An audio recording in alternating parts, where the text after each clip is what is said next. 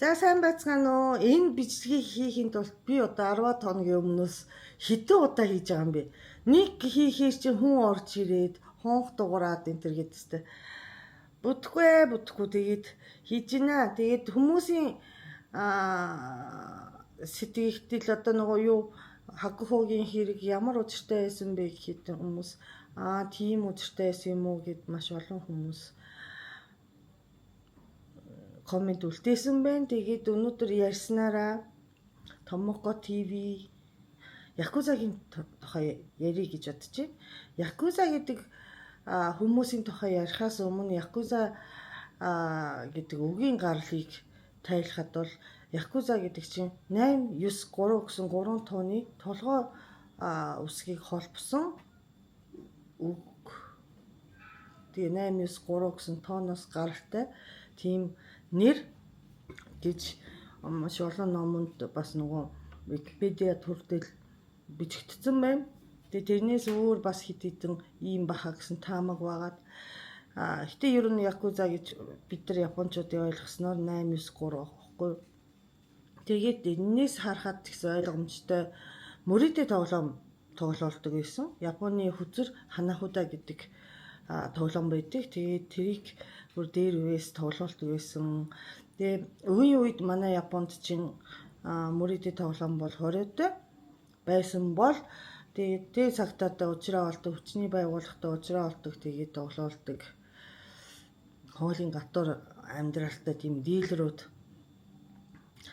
гэсэн утгатай тийм үг байсан гэж байгаа байхгүй юу. Мэдээж дийлрүүд чинь зүгээр хүмүүсийг хожуулж одоо мөнгөний өгөөд явуулцдаггүй те хүмүүсийг бол сэгсэрж ийн гэсэн үг шүү дээ. Тэгээд тийм гаралтай тэр нь одоо бүр нэг 700-800 жилийн өмнөөс байсан гэх тэгээд маш олон жилийн түүхтэй. Тэгээ бас Якузаг ойлгохоос өмнө шүү дээ. Манай Японд чинь каст гэдэг. Каст гэдэг чинь зөвхөн энтэгт байдаг биш дээ. Ер нь дээр үед чи хаана бол хаана байдаг байсан юм шиг байна. Японд бол одоо кастыг баахгүй болгоё, каст гэсэн ойлголтыг баахгүй болгоё гэсэн өчнөө одоо хөтөлбөр яваад тэ сургууль дээр ч одоо тэр зурагтаарч тэр тэ одоо нөгөө доогоор каст гэж яригддаг хүмүүс одоо доогоор биш үү тийм каст гэж одоо байж болохгүй гэсэн тийм соён гэгэрүүлэх тийм хөтөлбөр үжнээ явсан ч гэсэн манай Японд бол юу байдаг каст гэдэг юм байсан. Тэгээ одоо ч гэсэн кастыг одоо хүмүүс мэддэг. Жишээ нь одоо тэр хаягтай тэр тосгонд байдаг хүмүүс бол тэр доогоор каст хүмүүс тэрхэд яригддаг аахгүй юу. За Эдогийн үед 1600 оноос эхлэх Эдогийн үед шинээр Токио нийслэл болоод тэгээд тэрнээс ч өмнө шүү дээ каст үүссэн түүх болохоор тэрнээс бүр өмнө тэгээд дээгүүр каст нь юу гэхээр самурай, тариачин, дархан, тэгээ наймаачин гэсэн 4 төрлийн хүмүүс байгаад ихээхэн хүмүүс энд багтдаг бол эта хинин гэдэг эта хинин гэсэн 2 каст байгаа хгүй. Нэг нь болохоор одоо болж бүтэхгүй юм хийгээд тэ нийгэмд одоо байлгаж болохгүй гэсэн хүмүүсийг хөөж явуулсан юм. Хинин гэдэг бас хүн биш гэсэн утгатай. Энэ хүмүүс болохоор гарал нь сайн тодорхойгүй. Гэхдээ үеийн үед нөгөө мал муулдаг манай Япончин тухайн үед маш чанга бурхан шашинтай сүсгтэй хүмүүс байсан болохоор мал муулдаггүй, мах иддэггүй. Гэхдээ нөгөө туулай гэх мэдтэй ан тэгээд хаяа ингээм мал муулж иддэг байсан. Тэгээд тэрийг одоо гаргадаг нүгэлтэн гэх юм уу тийм ойлголттой гаргаж өгдөг, үйлчлдэг. Тэгээд тэр хүмүүстэй бол энгийн иргэд бол суухгүй, үг бараг солихгүй, хэрэгтэй үедээ ингээд үйлчлэг авдаг хэрнээ ууздгүй, тийм тустай бас тосгонд амьдруулдаг. Тэр нь ихийнх нь голын ирэх дээр байждаг. Хамгийн түрүүнд нөгөө их бороо ороод дүүр буухад чинь тэнцээ очдөг. Тэнцээ одоо усанд орчдөг тийм газруудыг тэр хүмүүст өгсөн байгаа байхгүй айгу харгис. Тэгээд ийм доогоор касттай хүмүүс нь байгаа. Тэгээд якуза гэдэг чинь биш үү? Ихийнх нь тийм кастаас гаралтай гэж яригддаг. Тэр үед бол байсан. Тэгээд яг якуза хизээ ингээд идэвхтэй болоод эдийн засагт нөлөө үзүүлдэг болсон бэ гэхээр мэдээж дайны дараа байхгүй. Дайны үед чи маш олон залуучууд дайнд явхад чи харьцангуй тэр доогоор кастын хүмүүс чинь дайнд яваагүй юм байна. Тэгээд дайнд яваад одоо нөгөө маш олон эрэгтэй хүмүүс нь өвчтэй алуулж бахгүй болсон хойно Японы гудамжийн одоо дотоод аюулгүй байдал нэгөө тааруухан байсан бол тэр хүмүүс нь гарч ирж өөрсдийгөө хамгаалах бүлэглэл гэх мэтчдэн те якузанаар нь гарч ирж нийгэмд тодорхой үүрэг ролтой болцсон. Тэгээд тэрнээс хойш хитэн якузагийн бүлэг одоо ч гэсэн байгаа якузагийн бүлэг одоо 23-4 байдаг гэж бичигдсэн байсан. Ямагучи бүлэг одоо Сумиёшикай гэх мэттэй том газрууд нь тэр үеэс ингээд үүсээд тэгээд ялангуяа Токио, Осака гэх мэтчлийн том газрууд Фукуока, Сендай гэх мэтчлийн одоо том одоо хотуудын гудамжийг энэ манайх авчдаг. Авчдаг гэдэг чинь мэдээж те одоо нөгөө өмчлөж байгаа юм биш. Тэрний хамгаалтыг хийнэ гэсэн утгаар яах вэ гэхээр одоо нөгөө идэж уушин газар, хоолны газар, цайны газар ажиллуулж байгаа хүмүүсээс татвар авдаг байхгүй юу? Тэгээ татварын одоо хиндэ тэгж шууд ингээд татвар аавн та нарыг хамгаалж байгаа энэ төр гэдэг. Якузаг ирэхэд өнөөгөө идэвхж болохгүй энэ төр гэд. Тийм байсан бол мэдээж ирэхтэн дургуй нь хүрнэ штэ тий. Тэгин гудаа якузагийн бизнес чинь айгүй нарийн болоод явцдаг жишээ. Японд очсон хүмүүс мэддээ шүү дээ. Японд хоолны газар очингуудаа халуун алчуур өгдөг, уудтай уудгүй янз бүрийн алчуур өгдөг бол тэр уудтай алчуурыг чинь якуза өгдөг байсан. Одоо ч гэсэн байгаа бах. Халуун алчуурыг якуза өгдөг, зардаг юм уу? Түрээслүүлдэг. Тэгээ хоолны газар чинь тэрийг одоо нөгөө хүмүүст өгнө шүү дээ. Тэгэнгүүтээ автоматар тэр татвар нь авагдчихдаг тий. Одоо тэр дааван алчуур байгаа хгүй тэрийг угааж цэвэрлээд ууданд хийгээ эргүүлж өгдөг. Тэр үйлчлэгэн дээр амар үнэтэй үн тавиад татвар авдаг. Жишээ. Тэгэнгүүтээ нөгөө орж гарсан хүний тоо тодорхой тий хэдэн алчуур хэрэглэснээрээ тодорхой байгаа хгүй юу? Айгу мундаг байгааз бас эдийн засгийн юу гэмээ тий. Тэгээ алчуурыг өгөж эсвэл одоо өөр юмд байсан бах. Тэгээ гэх мэтчлийн одоо юу гэх 8 хийдэг хүмүүс өдөр тутмын амьдралаас одоо нөгөө татвар авдаг болцсон. Тэр үед чи ингээ шууд авч болохгүй болцсон байсан байна л да тий. Тэгээ гэхдээ якуза чи хүчтэй байсан одоо 60-70-аад он чинь Японы эдийн засгийн хамгийн хөгжсөн, хамгийн баяжсан үе байсан бол якуза бас зэрэг баяжж явсан. Тэгээ намайг 90-ад онд бол за 80-ад он 90-ад он чинь якуза ямар ажил хийдэг байсан бэ гэхээр чинь дахин төлөвлөлт, хотын дахин төлөвлөлт хийхэд чинь одоо газрыг өгөхгүй, амьдарчаа газрыг зарахгүй, улсад өгөхгүй, эсвэл одоо дахин төлөвлөлт хийж байгаа компанид өгөхгүй гэсэн хүмүүс байдэн штэ мэдээж. Тэр хүмүүсийг айлгаж сүрдүүлээд хүчээр ингээ албатан заруулдаг тийм ажлыг бол якуза хийдэг байсан гэж байгаа. Бас олсон мөнгөөр юу хийдэг вэ гэхээр тойжи гээд 10 хоногт 10% одоо юу авдаг, хүү авдаг банк бус ажиллуулдаг. Бараг бүртгэлгүй шахуу маш тийм олон тийм газрыг ажиллуулдаг байсан. Тэгээд Японы эдийн засаг хөгжихтэй зэрэгцээд маш их мөнгө якуза руу урссан байна. За тэгээд ярьснаар байна шүү дээ. Якуза чин ихийнхэн одоо нөгөө якуза чин гарал үүслийг ерөөсөө голохгүй якуза болъё гэсэн залуучуудыг бол авах л чамтай болохоро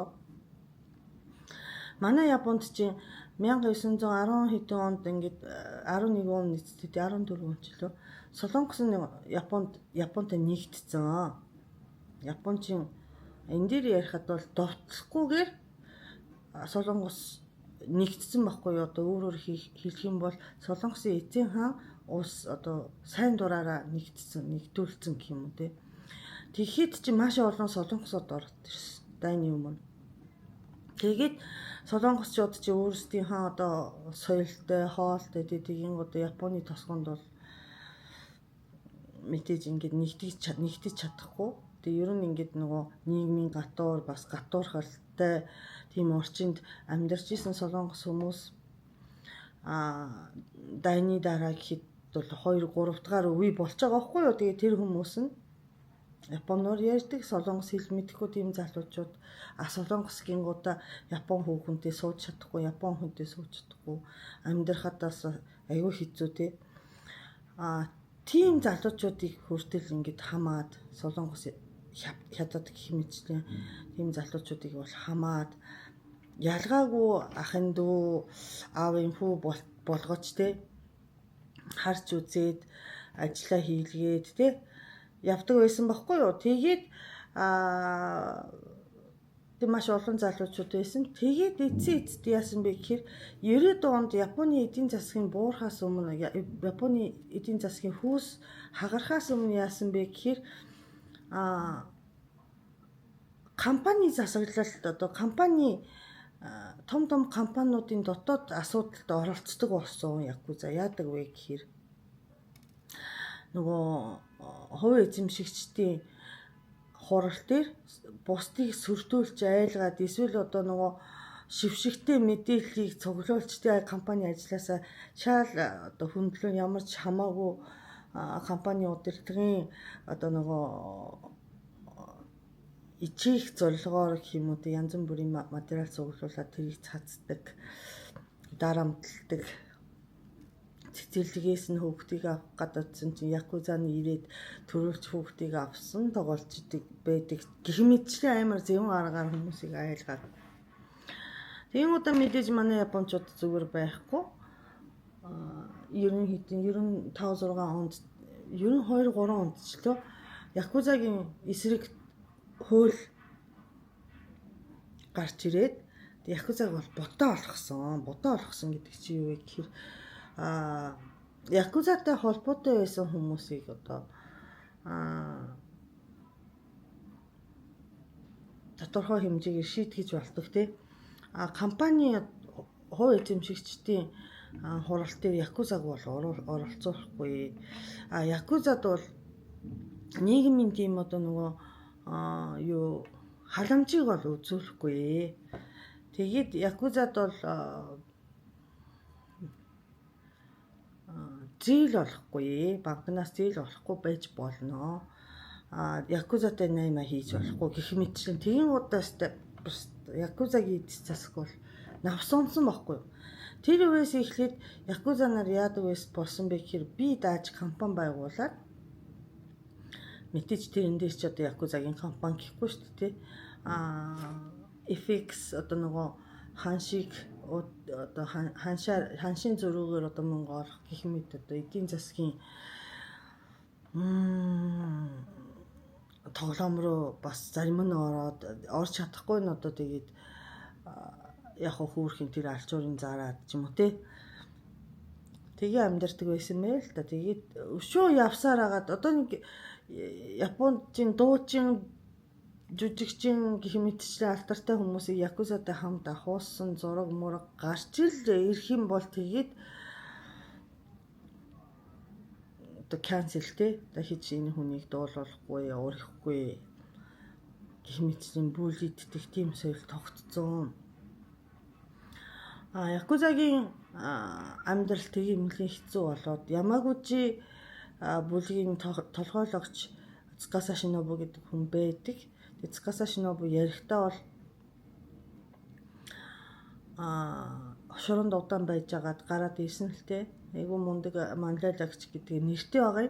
Одоо ч гэсэн байдаг. Тэгээд Цукаса Шинобу шоронгоос гарч ирээд нэг жилийн дараа жилөө сэтгүүлтээр яриа өгсөн байсан. Тэр яриан дээр юу гэсэн бэ гэхээр бидээ чи хятад солонгос гэлтгүү тэр Японы доогоор кастын хүүхдүүд гэлтгүү бүх залуучуудыг одоо ах дүүгүү ганцаардсан бүх залуучуудыг хамаад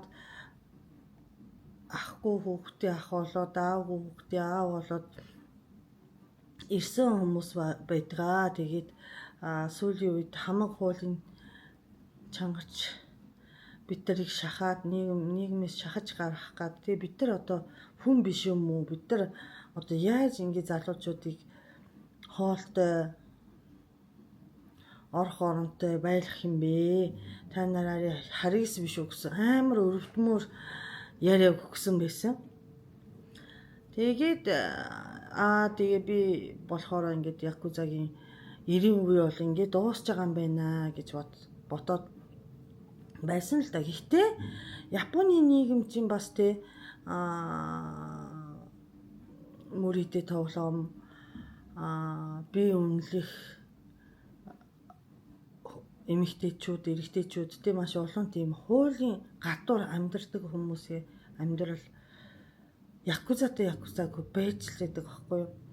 Тэгэнгүүтээ тэд нар нэг хэсэг нь зохицуултгүй болоод бүр нөгөө якуза шиг бүлэглэл маш олон болоод якуза чинь бас цагтаатай ингээд нөгөө учраа болчтой явдаг байсан бас ийм одоо дэг журамтай юутай байна шүү дээ.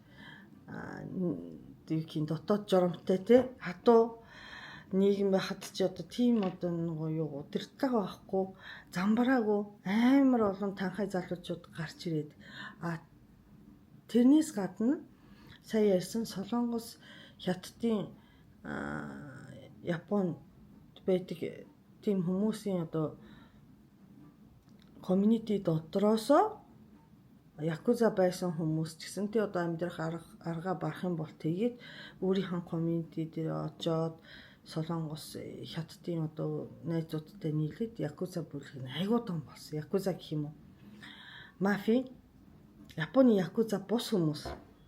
Тэгээд тэд нар айгуу том болоод тэгээ одоо дийлхээ болцсон. Ерөнхийдөө бол Японы якуза бол хятад солонгосын одоо мафиодыг дийлхээ хийсэн.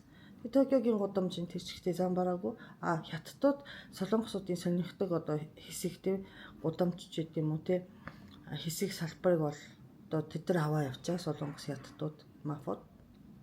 Тэгээд ер нь ингээд одоо Японы якузагийн 90 үе дууссан. Тэгээ хөөрхий тэгээд зогсоолт нь гараад ирхүүлүүдээ те. За гэхдээ би бол одоо ингээд нөгөө мэдчихэж байгаа юм шиг ярьж байгаа боловч якузатай ер нь якуза гэсэн хүмүүстэй те якузагийн ажил хийж байгаа үед харьцаж үзээгүй.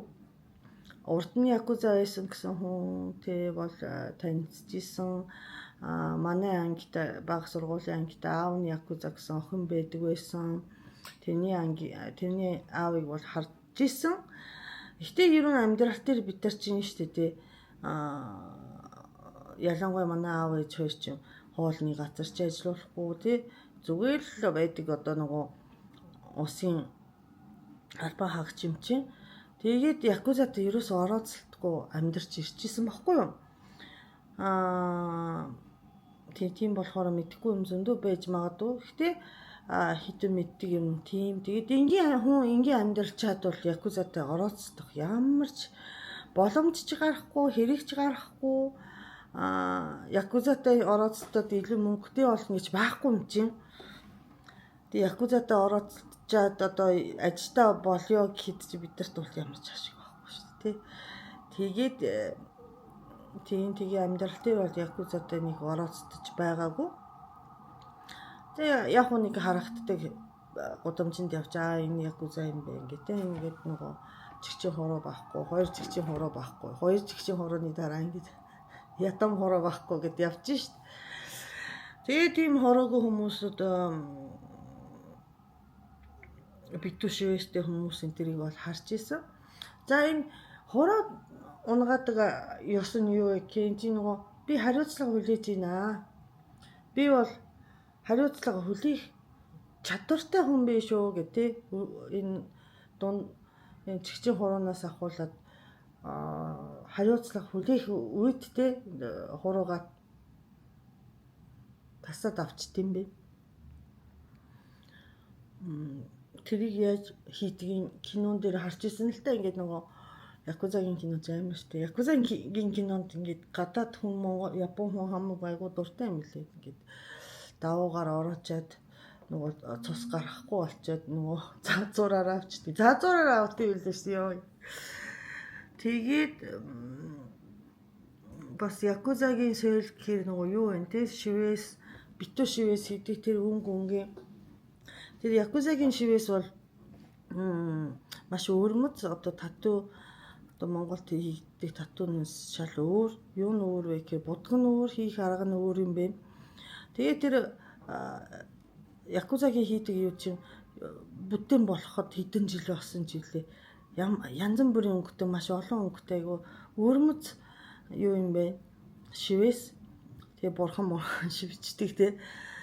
Тэгээ тэр шивээсэнд ямар утга учир байгаа юм болов гэж бодод байсан чинь шороонд орохоор чинь шороонд дотор чинь хүмүүс яг адилхан хувцсан өмсөх юм бэ? Үсээ хус юм бэ? Тэгин удаа хаанаас ирсэн хин гэдэг юм харуулах юм байхгүй. Хүмүүсийг удаа айлгах юм байхгүй. Тэгин удаа энэ шороон зориулж хийдгийг би сонссон. Шорон ч гэсэн одоо якуза шүү гэдэг энэ харуулахын тулд хийдэг гэж сонсч ирсэн. Тэгээ тийм болохоор Японы усны газар басын халуун усны газар мазар чи шивэстэй хүнийг орохыг хориглоно гэсэн самбартай тэг үнэхээр орж чадахгүй юм билээ зарим хийхэн газар. Тэгээд тийм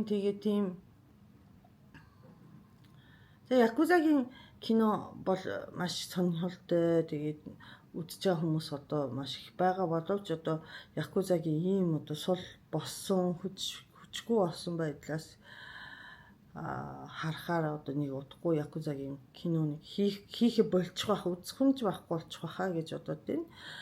Тэгээд яг уу сөрөг талт зөндөө байсан ч гэсэн гадны одоо мав нойрхчин гэдэг чинь бас тийм үгүй байгаа байхгүй юу? Тийм якуза байхгүй болсноос хойш якузаг одоо өгүүлдэг тийм сэтгэл бас төрөх юм байна гэ гайх чинь те. Тэгээд якуза бол тийм хүмүүс бас те хүн л болсон хойно бас амьдрмаарын хүүхдэд тэжээмээрийн хүүхд амттай мэдмээрийн тэгээд тэр дараа одоо якузагийн бүлэглэлийн толгойлогч нь хэлж байгаагаар бол одоо якуза үнэхээр хэцүү амьдарч байгаа бах гэж бодод байна. За ингээд якузагийн тухай товчхон яриа хийсэн. Дараагийн дугаар дээр Отаны шоуйчи биш ёо яа тэнийг шоуйчи гэж Отаны шоухэгийг Японы од тамирчин бейсболын од Америк Dodgers одоо Лос Анжелес Dodgers-ийн хамгийн өндөр цалинтай тамирчин Отаны шоухэгийн тухай ярий гэж бодчих. Тэгээ Отаны шоухыг сонирхорой. Дараагийн дугаар дээр уулзгаа subscribe хийх юм бол маш баяртай. Энэ өнөөдрийн бичлэгт good товч задарч өгөх юм бол бас маш их баяртай байна. Тэгээ дараагийн дугаар дээр уулзгаа. За 10 хоногийн дотор хийнэ. Bye bye.